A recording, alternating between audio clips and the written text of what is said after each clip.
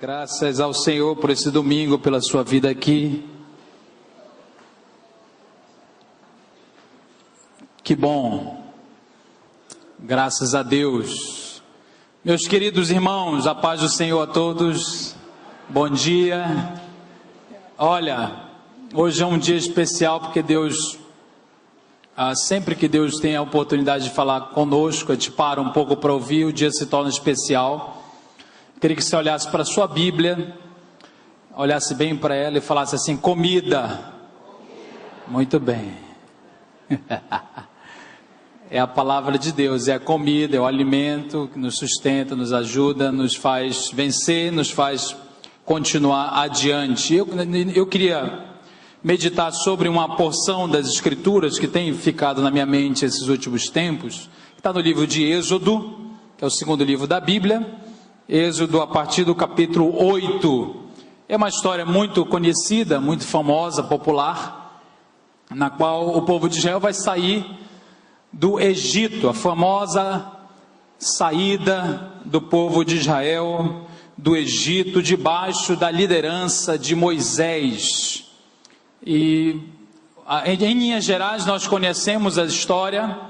Moisés se apresenta a Faraó, Faraó resiste, aí acontecem 10 sinais no Egito, 10 sinais que prejudicam diversas áreas de toda a sociedade dos egípcios. No final o povo sai, depois aí de 4 séculos, mais de 4 séculos de escravidão, sai do Egito na liderança de Moisés. Mas o que eu queria enfocar hoje, a partir da leitura do capítulo 8, nós vamos perceber como Faraó tentou negociar a saída do povo do cativeiro egípcio. Então, existem pessoas muito boas em negociação. Quem aqui se considera uma pessoa boa para pedir um desconto, para negociar um preço? Você se considera? Tem mulher que não gosta que o marido faça isso, tem vergonha, né? Mas faz parte, é um dom, é um talento, a negociação. E eu não sei se você já percebeu na história do Êxodo, mas Faraó fez 4 propostas. Certamente eram propostas falsas, mas foram propostas que sim tinham como objetivo enganar, adiar a saída do povo. Ele não estava falando sério na maioria das vezes, estava tentando ali fazer um jogo. Mas eu queria analisar essas 4 propostas do rei do Egito, diante de Moisés, que ele tentou assim negociar a saída do povo. O que ele propõe a Israel? E se Israel tivesse aceitado, digamos assim, as propostas que Faraó coloca, qual seria sido o enredo da história? E a negociação para sair do sistema do Egito, ela é muito perigosa. E eu queria então aplicar a nossa própria vida, a gente entender que no nosso mundo também há um sistema, e que muitas vezes nós sabemos que devemos tomar atitudes um pouco mais radicais com relação a certas coisas, mas a gente entra numa negociação e acaba ficando no meio do caminho entre o que Deus prometeu, o que Deus falou, a vontade de Deus. Porque Deus prometeu a Moisés que tiraria o povo. Ele disse especificamente como faria. Então Moisés, no capítulo 3 de Êxodo, Deus fala com ele: olha, vocês vão sair, ainda vão sair levando despojos, levando muita coisa, e vai sair todo mundo, de uma vez só. Então havia uma palavra de Deus sobre isso. E Faraó então faz outras proposições que eram viáveis até, em certo nível, né? Apesar de sim, ele estaria falando isso com intenções de enganar. E muitas vezes nós também temos esse dilema, né? Até onde nós vamos para fora do sistema do mundo, até onde nós vamos na nossa obediência a Deus e no cumprimento da sua própria palavra. Eu queria colocar 3 ideias que simbolizariam a pessoa de Faraó e o Egito. Algumas pessoas acham assim, Faraó é o diabo, né? Seria o tipo do diabo, o inimigo. Tudo bem, isso pode até ser cogitado, mas veja bem, Faraó, na verdade, é um homem que pelo seu grande poder, e até por se autodivinizar, ou seja, se considerar Deus, ele é um homem que ganha muito poder, ganha muita autossuficiência e começa a se achar Deus. E escraviza muita gente, governa a partir de uma autoridade pessoal. Então, nada mais é do que a figura do ser humano longe de Deus. Um ser humano que diz assim, eu sou autossuficiente. É um ser humano que começa a se julgar autossuficiente. E essa é a primeira palavrinha que eu queria destacar, que seria o sistema que rege a vida longe de Deus. É a autossuficiência. O que é isso? É eu me basto. Eu não preciso ouvir ninguém. Eu sei, eu me lidero, eu me governo, eu mando no meu nariz. Essa postura de independência de Deus, de arrogância, petulância, é a postura de Adão e Eva quando eles pecam. Então eles falam, olha, eu vou decidir o bem e o mal a partir da minha própria cabeça, né? Eu vou agir de acordo com o que eu penso e não com o que Deus me revela, me mostra, me fala. Então a autossuficiência é a marca do sistema. Como é que a gente abandona isso, né? E a gente deve abandonar isso. Em Cristo a gente é convidado a deixar de lado a nossa autossuficiência, o nosso autogoverno. Isso vai prejudicar a nossa própria vontade, no sentido de eu vou parar de fazer o que eu quero, porque o autossuficiente só faz o que ele quer, nada além do que ele quer, do jeito que ele quer, na hora que ele quer. E se não funciona o que ele quer, do jeito que ele quer, na hora que ele quer, ele já entra em crise e se revolta. Então a autossuficiência o Faraó é a personificação do autossuficiente, independente, que passa a ser o seu próprio Deus,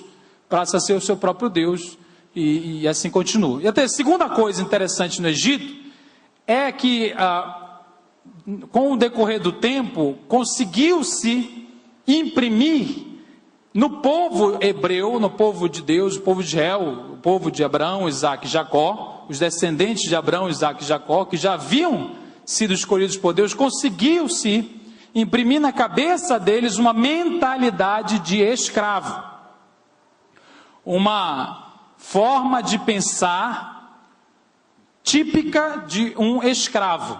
E esse vai ser o principal trabalho, é abandonar essa forma de pensar típica dos escravos, né? O escravo aqui, literalmente, então eles eram uma nação politicamente escravizada, não tinham independência, não mandavam, não decidiam nada, eram absolutamente subordinados ao Egito. E você pode dizer, nossa, havia muito sofrimento, muita opressão, de fato. Então o próprio Deus, quando conversa com Moisés no capítulo 3, não se preocupe que a gente vai ler daqui a pouquinho o capítulo 8, tá? Deixa aberto aí. O próprio Deus, ao falar com Moisés no capítulo 3, ele diz assim, eu vi, né, o gemido da aflição do meu povo. Então eles estavam sendo oprimidos, havia muita tristeza e desgraça acontecendo, não era aquele destino que seria, não era aquilo que Deus havia, não havia chegado na conclusão do propósito de Deus. Deus tinha uma terra para eles e tudo mais, tinha várias promessas muito grandes.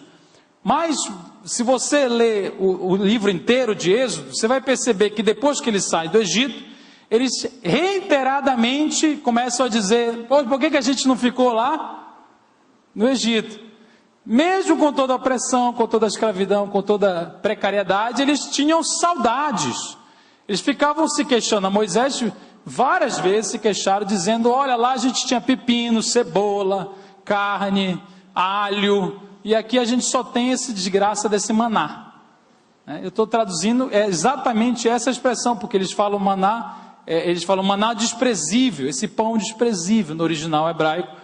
Maná que era um milagre, né? Que Deus estava enviando do céu para alimentá-los, mas a mentalidade deles não, era uma mentalidade de escravo. Eles não conseguiam se relacionar com Deus com uma liberdade, eles não conseguiam se relacionar como filhos de Deus, ou como um povo que havia despojado, casado, vou usar essa expressão.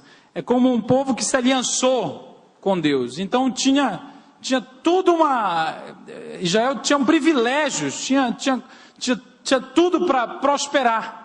Mas a mentalidade continuava a mentalidade de escravo. Então, como abrir mão disso? Então, o faraó tenta manter essa mentalidade na sua negociação. Tá? Ele tenta manter a autossuficiência, tenta manter a mentalidade de escravo. E o terceiro e último ponto, que eu acho que resume o que é o sistema do Egito, demais da autossuficiência e da mentalidade de escravo, é a idolatria.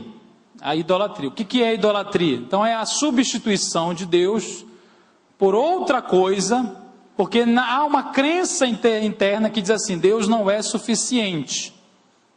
Então está vinculado também com a autossuficiência e com a mentalidade de escravo. Porque o escravo sempre pensa: nossa, eu confio em Deus, mas vai que ele não consegue tudo, né? Vai que ele não é suficiente. Então a idolatria no Velho Testamento não era a substituição total de Jeová. Não era assim: eu adorava Jeová, Deus me ensinou, né? Eu estou ali, tá legal, bacana. Aí eu então abandono o culto a Deus e começo a adorar Baal, ou Deus qualquer. Não. Em geral era uma acomodação. Tá? Deus continuava sendo adorado, mas era uma adoração fragmentada. Então era mais ou menos a ideia essa: eu considero Deus é legal, bacana, mas eu preciso de uma outra coisa.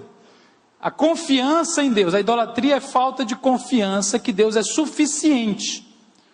Deus é legal, é muito bom, mas eu preciso de outros. Eu preciso de uma outra. Pode ser eu mesmo, né? Pode ser outra pessoa. Então Deus não é suficiente. Deus não é suficiente. E como Israel lutou contra essa ideia, né, de que Deus não era suficiente. Então, irmãos, quando nós lemos as pragas do Egito, vemos Deus ali ministrando o Egito e punindo o Egito, Deus puniu o Egito pelos mesmos motivos que vai punir Israel no futuro. Então, ao invés de a gente olhar como se o povo de Israel fosse perfeito e o diabo fosse o Egito, a gente tem que perceber que a autossuficiência foi desenvolvida no Egito, foi desenvolvida por Israel, por vários motivos, em várias épocas diferentes. A idolatria, que era muito forte no Egito, também foi muito forte em Israel. Infelizmente, você tem um episódio do próprio bezerro de ouro, lá no deserto, saindo do Egito.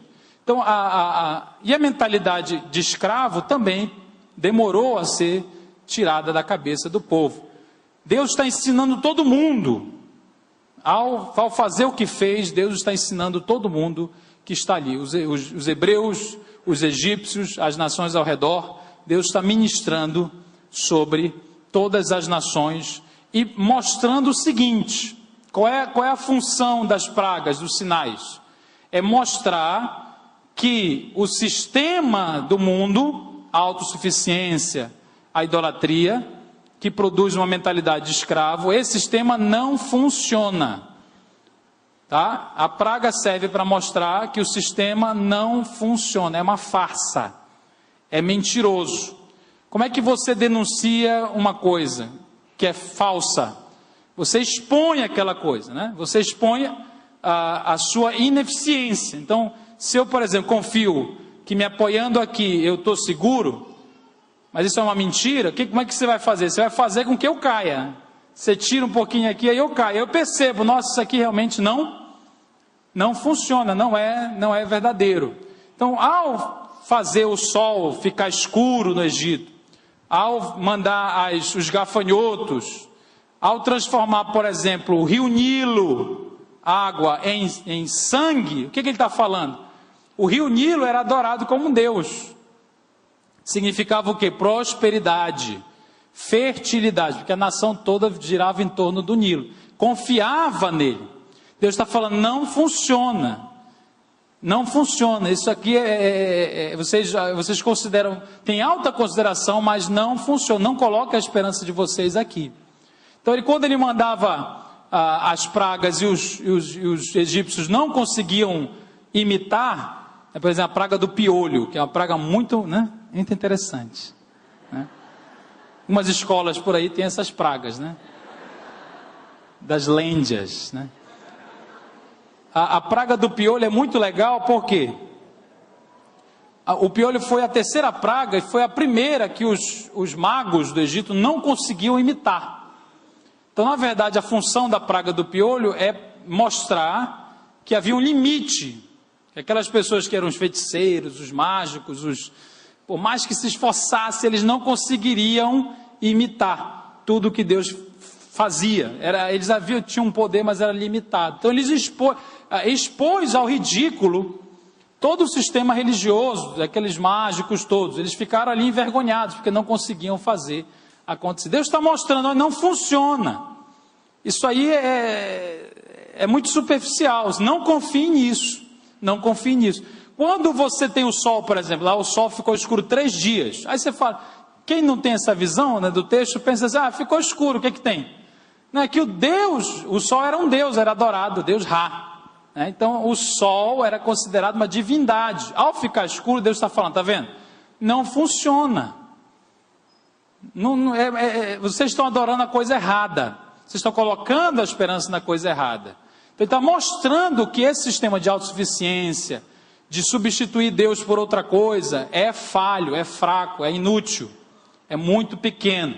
E o clímax é quando o próprio filho do faraó morre, depois de muita teimosia do próprio faraó, muita teimosia, o filho dele falece na última praga, e os filhos dos israelitas não falecem, só porque eles obedeceram a Deus, e eles passam sangue, né, na porta, e tem toda a história, e aí mostra exatamente, olha, esse homem, que se achava Deus, autossuficiente, o homem divino, o homem todo-poderoso, o homem que se basta, morre, né?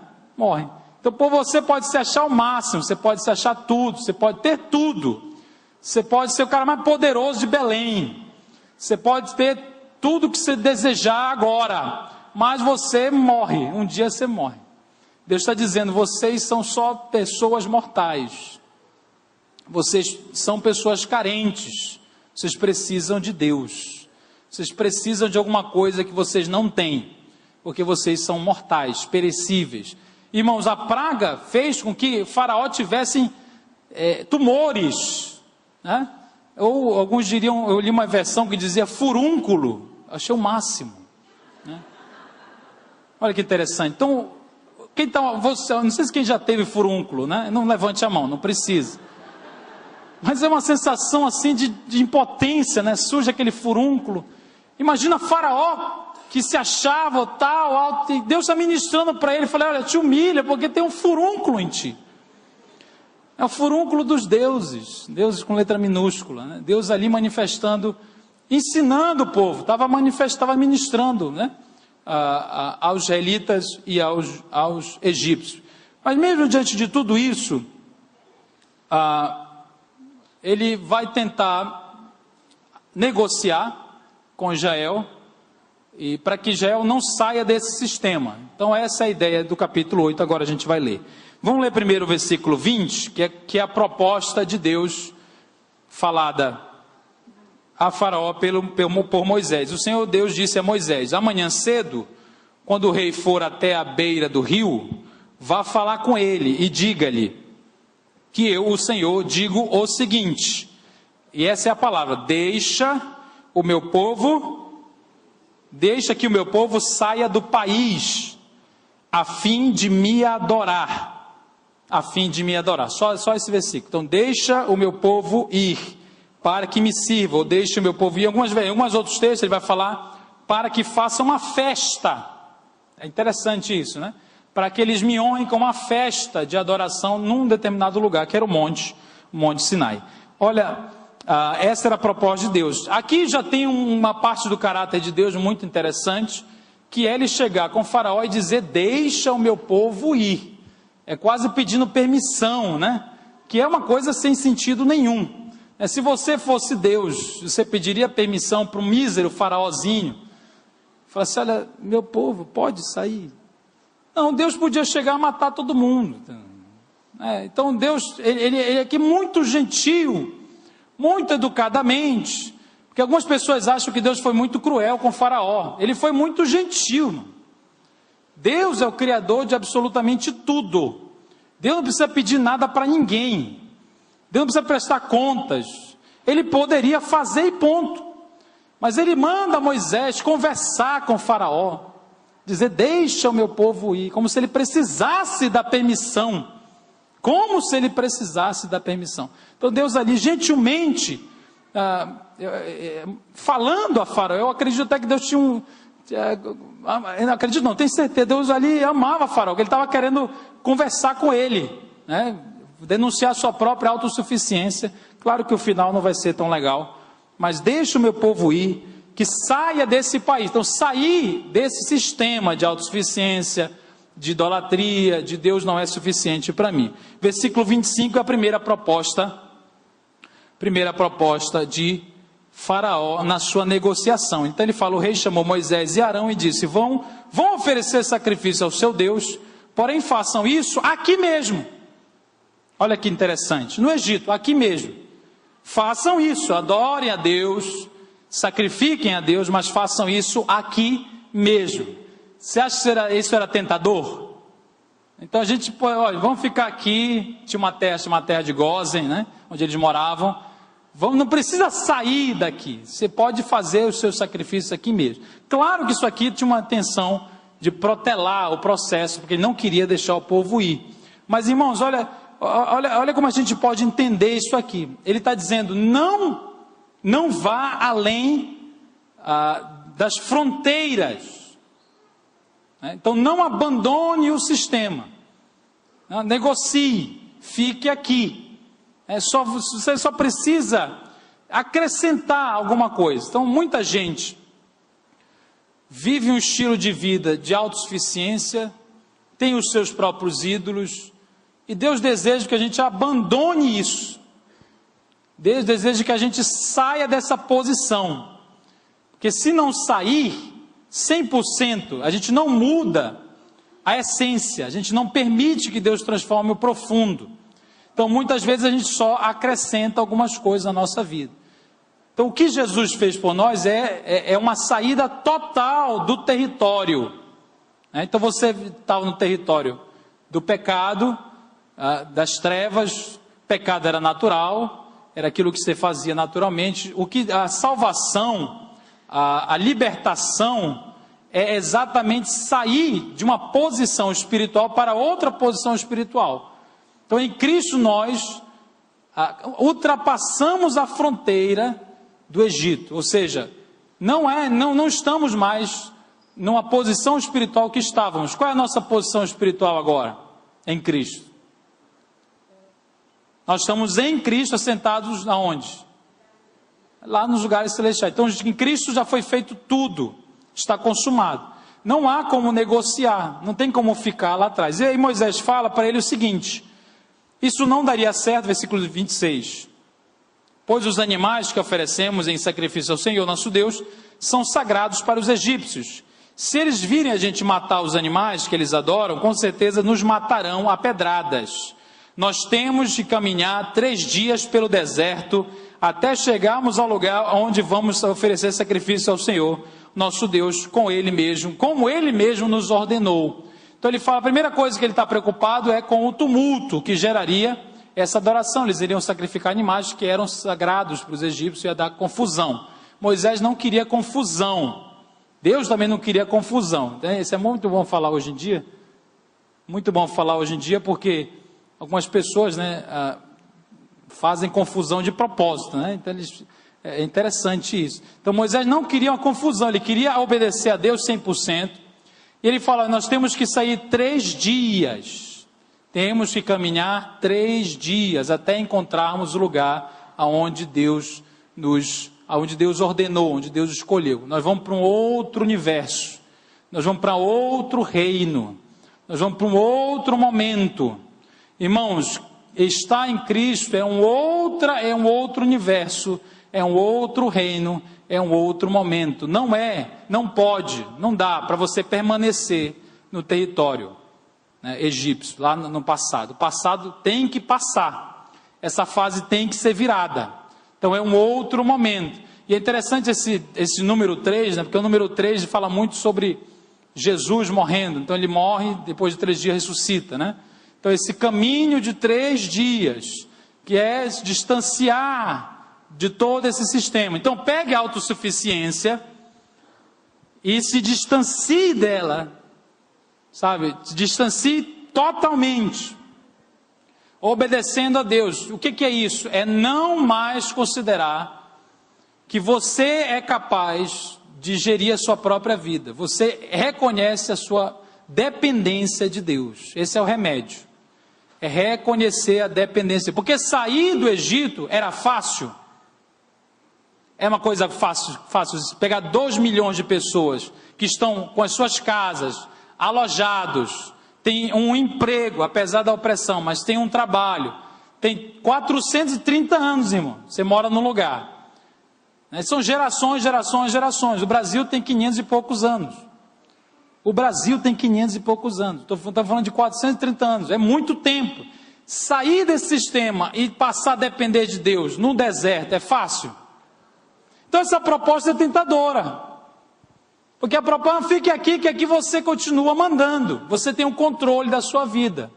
Deus está falando, não, perca o controle da sua vida, tire da sua própria mão e entregue para Deus 100%. Ou seja, obedeça a Deus, mesmo que aquilo pareça que você está perdendo. Está com problema aqui? Alô. Vocês estão ouvindo?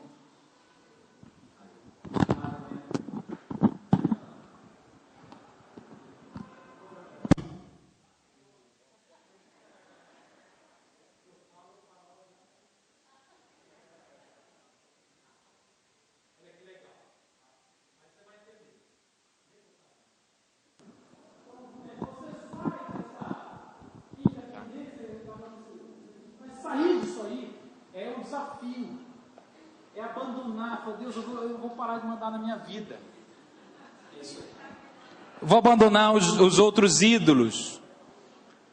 Eu vou abandonar esse sistema, né? Eu vou abandonar essa mentalidade. Não sou escravo. Eu não sou escravo. Eu sou filho de Deus. Como é que eu abandono isso? Tem que sair 3 dias. Tem que ir para longe disso aí.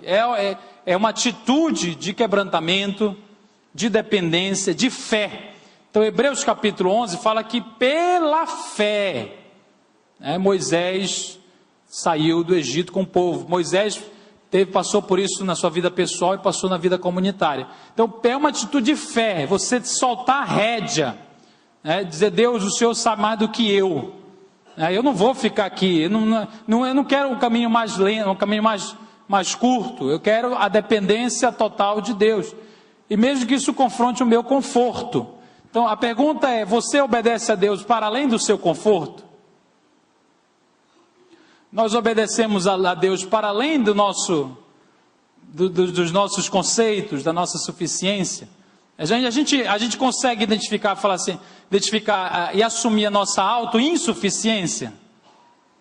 A nossa autoinsuficiência, que a gente não se basta, que a gente não tem.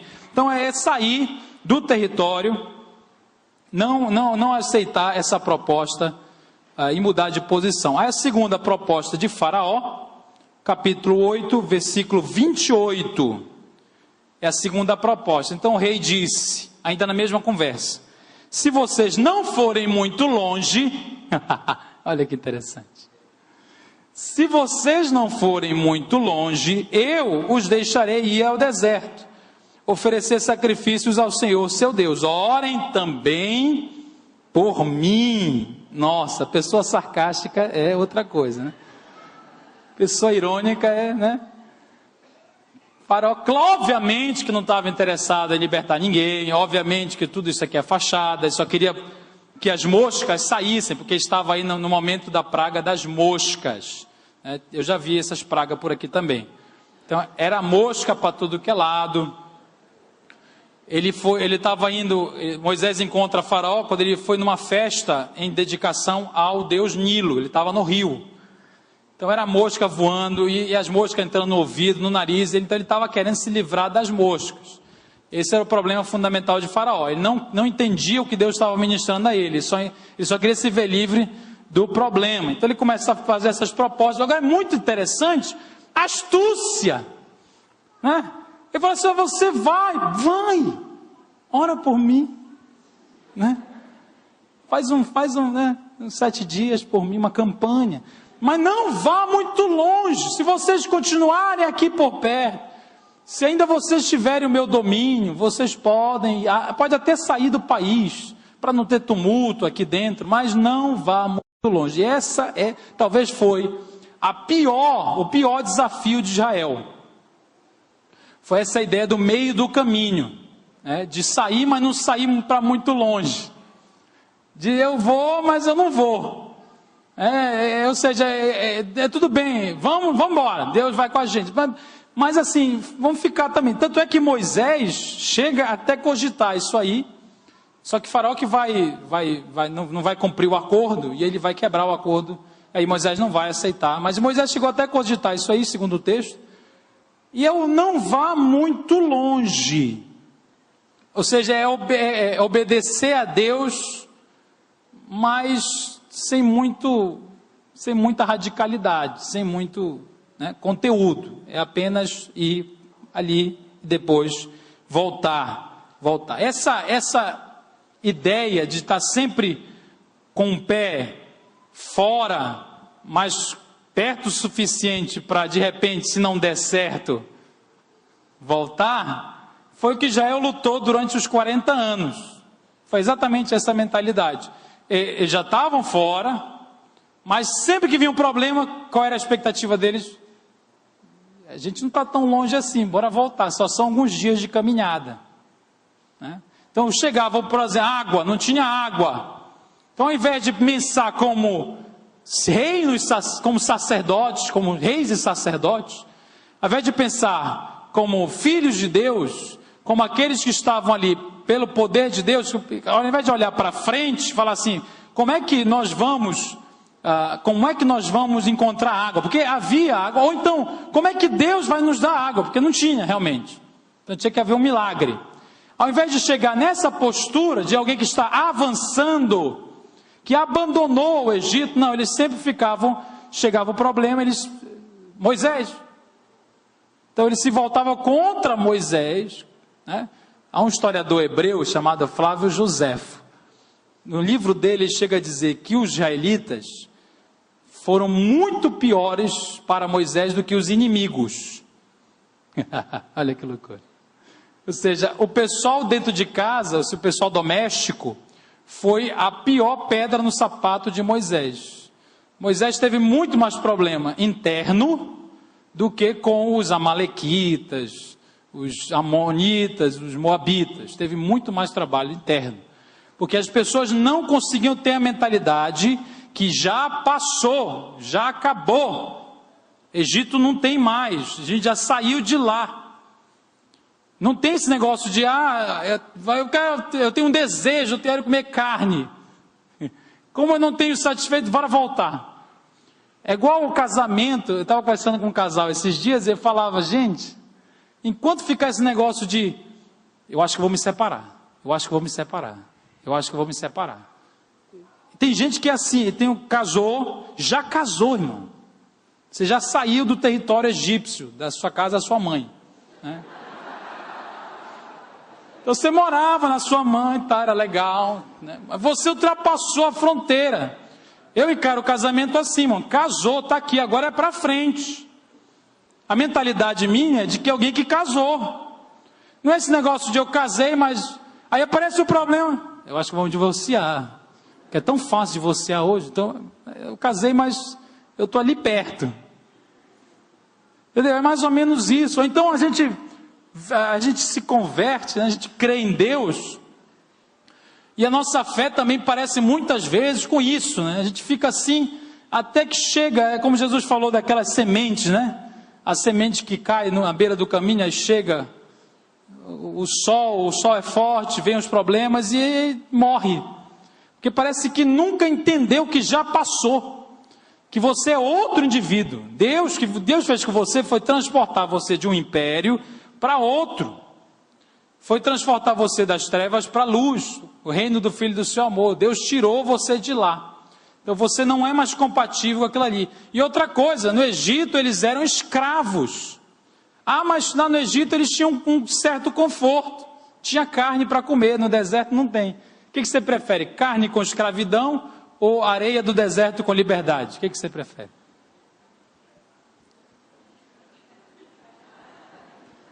Era carne com escravidão. E aqui é um desafio. Você abandonar a mentalidade escrava, a autossuficiência é um desafio. Por quê? Porque, meu irmão, vai ter que crescer. A gente cresce assim, né? Enfrentando as coisas. Então Deus está fazendo o povo amadurecer, crescer, confiar nele. Confiar nele. Mas o povo dificilmente, porque eles estão meio assim com essa mentalidade de não vou muito longe. Que não vai dar certo, eu volto. Chegam na frente do mar, então começam de novo a cobrar Moisés, e Deus então abre o mar, toda aquela história, mas depois um pouquinho depois já estão reclamando de novo, né? E algumas pessoas acham assim, se eu estivesse lá eu não ia reclamar. Pois é, será, né? Será se a gente não ia reclamar? Pois é, faltou água um dia desse aqui em Belém, né? O pessoal já abandonou a fé. De fato foi difícil tomar banho, mas deixa isso para lá. Isso não tem nada a ver com o assunto. Olha que legal. Versículo capítulo 10, irmãos. Terceira proposta, só são 4. Deixa eu ver que horas são. Estão dentro do horário. Capítulo 10. A praga aqui é a do gafanhoto. É uma praga muito, muito interessante, porque ela vai afetar economicamente o Egito, mostrar que o sistema econômico deles era muito fraco. É como uma crise, é como se houvesse uma crise financeira, econômica no país, porque o gafanhoto vem e come tudo, né? Então ele devora toda a agricultura, prejudica tudo, os animais também, porque os animais se alimentam, e aí chega a crise financeira, econômica. Deus está mostrando para ele, veja bem, esse negócio aí que vocês confiam também não funciona, não confie na riqueza, não confie na sua capacidade, é a confronto da autossuficiência. Aí Faraó quebrantado, ou teoricamente quebrantado, faz a terceira proposta a Moisés, uma vez que mexeu no bolso dele. Versículo 8 fala: aí Moisés e Arão foram levados de novo até a presença do rei, e este lhe disse: vocês podem ir adorar ao Senhor, ótimo, seu Deus, mas eu quero saber quem é que vai, quais são os que hão de ir. Essa é a pergunta dele. Aí Moisés, todo empolgado, agora vai, chega e diz para ele: olha, vai todo mundo, iremos todos nós com as nossas crianças e os nossos velhos. Olha, gente, perdão, mas é porque a minha versão diz velho, tá? Não se sinta ofendido. Crianças e velhos.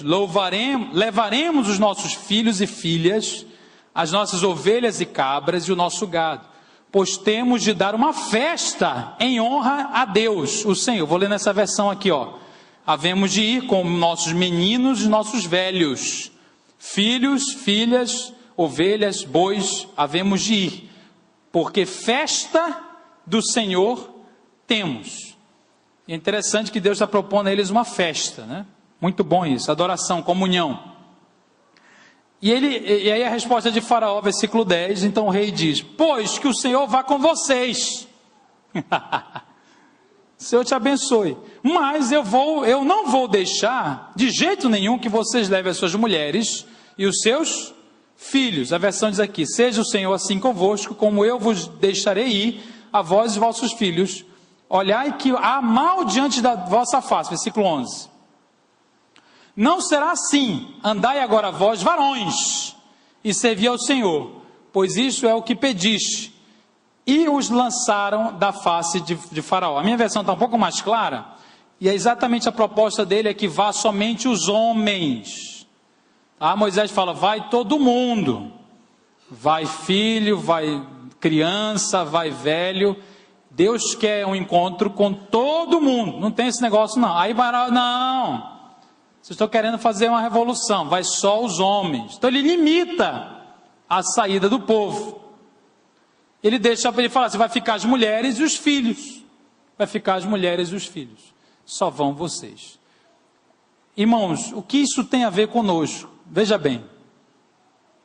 Muitas vezes a gente está dentro de casa e realmente, se a gente transportar para o nosso universo de hoje, pensando que a gente deve abandonar o mundo para seguir a Deus, adorar a Deus, viver para Deus, logicamente que essa é uma decisão pessoal. Então você não pode decidir pelo seu filho, pelo seu pai, por ninguém dentro da sua casa. Então a ideia aqui não é que você não pode sair sozinho. Lógico que muita gente serve a Deus sozinho dentro da sua própria casa. É exatamente isso. Agora, como eu queria aplicar esse princípio? Se você está na sua casa e você é minoria numérica, só você serve a Deus, só você saiu, entenda o seguinte: se Deus fez isso com você, você precisa olhar para a sua família com muito amor, olhar para eles não como pessoas que te perseguem, que não te entendem, que são inferiores a você. Ou seja, considerá-los também, ou considerá-los principalmente a eles. Viver para eles toda a realidade que Deus te deu. Porque é plano de Deus que você ministre a sua família, você ame a sua família, que toda a família seja alcançada. Lógico que isso não depende de mim, não depende de você, tá? Mas a gente não pode abandonar a nossa casa. Não depende de você a salvação de ninguém. Você não tem esse poder. Mas não podemos simplesmente abandonar a nossa casa e começar a nos acharmos melhor. Então o que ele está dizendo aqui? Não, vai todo mundo, ou seja, todo mundo é importante. Os homens não poderiam abandonar suas famílias, tá? E precisaríamos andar juntos. Então se você está aqui, serve a Deus, você saiu desse sistema, você não tem mais ídolos na sua vida, vamos dizer assim, pelo menos alguns que eram mais evidentes, não atue dentro de casa como se aqueles que ainda não entenderam fossem pessoas inferiores a você. Entenda que todo mundo ali é amado por Deus. Então o plano de Deus era levar todo mundo para fora do Egito. Lógico que na nossa realidade isso depende da soberania de Deus, depende da decisão pessoal de cada um. Mas Deus está olhando para todo mundo com o mesmo amor. Deus está olhando para todo mundo com a mesma consideração. Deus não nos ama porque nós viramos crente. Deus não nos ama porque cremos. Nós não acessamos o amor de Deus porque cremos. Nós já temos o amor de Deus antes, quando éramos pecadores, assim Paulo ensina, né? Então, Deus olhando para a família. Deus olhando para a família inteira, tá? Então havia no Faraó uma negociação, não, vá só você, né? De repente isso pode ser aplicado para a gente na nossa casa, em que a gente começa, não, eu mesmo, que esse pessoal é uma certa superioridade, uma certa prepotência, petulância, e Deus está olhando para toda a sua família, quer abençoar todo mundo, né? De acordo com o seu tempo, a salvação realmente é uma coisa pessoal, a saída disso aí. Tem gente que é salva, né? Também tem gente salva, que já saiu do Egito, crê em Deus, e a gente às vezes também começa a não priorizar a nossa casa, apesar dela ter sido alcançada por Deus. Tem famílias que todos são crentes, mas não há uma preocupação um com o outro. Não há uma preocupação um com o outro. Então Moisés está falando assim, não vale só um ir embora, tem que ir todo mundo.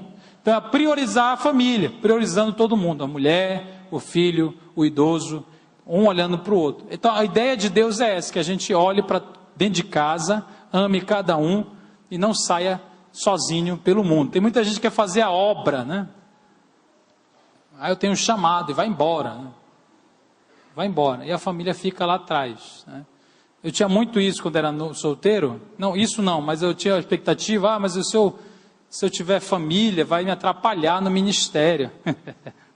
Né? Porque eu queria ser missionário, era meio assim, né? Sabia que buraco eu ia, né? Afeganistão, Iraque, Belém, né? Lugares perigosos. E o que Deus ministrou na minha vida foi que, veja bem, com a família vai todo mundo, vai mais gente, né? Às vezes a gente vai mais lento, né? Mas vai mais gente. Você sozinho você andando sozinho, você anda mais rápido, não anda? Somente os homens, né? Então toma um banho de 2 minutos, se arruma, pá, vou fazer a obra. Com família, com 2 filhos, como é que é? Você toma um banho de 2 minutos, né? Aí começa a dar banho em todo mundo, né? Então é um negócio muito mais lento, né? Dá trabalho, né? Mas você vai todo mundo ali, vai num compasso mais lento, mas vai muito mais gente. Então, Moisés está dizendo, não, a nossa família é muito importante. Ele está dizendo para Faraó, veja bem, a nossa família, ela é fundamental no processo. Não dá para sair só a gente, não. Isso aí é inadmissível. É todo mundo, tá? A minha família é muito importante, as crianças são importantes, dão trabalho, dão, mas as crianças são importantes, né? Os velhos são importantes, ele está dizendo. Tudo aqui que a gente tem é muito importante. Então entenda isso, esse princípio para a nossa vida.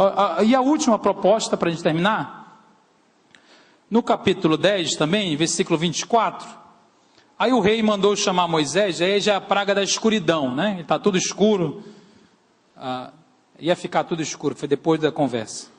O sol ia ser eclipsado, aí o versículo 24 diz, aí o rei chamou Moisés e lhe disse, vocês podem ir adorar a Deus, o Senhor, levem também as suas mulheres, olha aí, já se convenceu, né? Leve as mulheres, leve os filhos, mas as ovelhas e as cabras e o gado ficarão aqui. Vou ler nessa versão. O faraó chamou, ide, servir ao Senhor, somente fiquem vossas ovelhas e as vossas vacas, vão também convosco as vossas crianças. Olha o olho do faraó já grande, né? Ele fala assim, você pode levar os meninos, mas os boi não. É que se Moisés fosse paraense, ele diria assim, mas assim, né? Se Moisés fosse paraense, ele diria, mas quando? Mas tu vai pobre, eu só quero o teu dinheiro, né? Porque entenda, a civilização da época, gente, era agrícola, né? Era um gado e agricultura, então não tinha dinheiro assim, isso aqui era o recurso que eles tinham. Então o faraó está fazendo uma proposta louca, né? Então, vocês podem, vai, mas vai todo mundo liso, né? E vai ficar, a ovelha vai ficar aqui, é boa, mas é nosso, não quero saber, velho, vai ficar, né? Então essa é a proposta dele, a última proposta. E agora veja bem, isso tem um outro problema, que Moisés vai atinar no versículo 24, 25, que ele fala assim, veja bem, nós adoramos a Deus como? Sacrificando o quê? Os animais.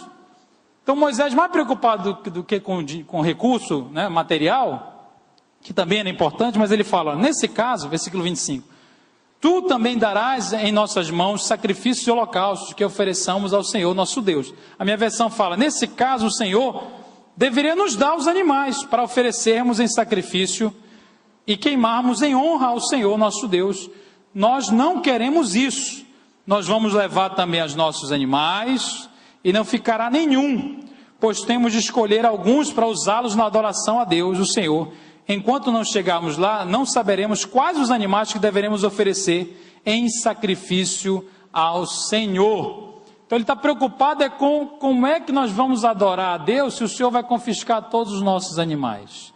O que Faraó está fazendo? Ele está roubando de Israel a possibilidade de adorar a Deus. Na verdade é isso. Vocês podem ir, mas naquela época, gente, diferente de hoje, lá era obrigatório, era sacrifício de animal. O que significava o sacrifício de animal? O que significava? Significava muita coisa. Você pode ler o livro de Levítico inteiro, vai explicar isso, mas ali tem pelo menos 3 ideias. A primeira ideia é a adoração, devoção, né? É uma ideia de prestar culto, então é honrar. Essa é a primeira ideia, né? Então sobe como aroma suave as suas narinas, aquela fumaça tinha um símbolo importante de adoração, de reconhecimento, é exatamente abandono da idolatria. Não, agora nós vamos honrar só a Deus. Abandono do quê? da autossuficiência. Não, nós vamos honrar a Deus. Então era entrega, porque custava, né? O animal era caro. Então eles davam a Deus uma coisa que custava, e aquilo era em si adoração, ao sim reconhecimento que Deus é superior, que Deus é o nosso provedor, que Deus é tudo para nós. Essa era a adoração do povo de Israel, ali os animais sendo sacrificados.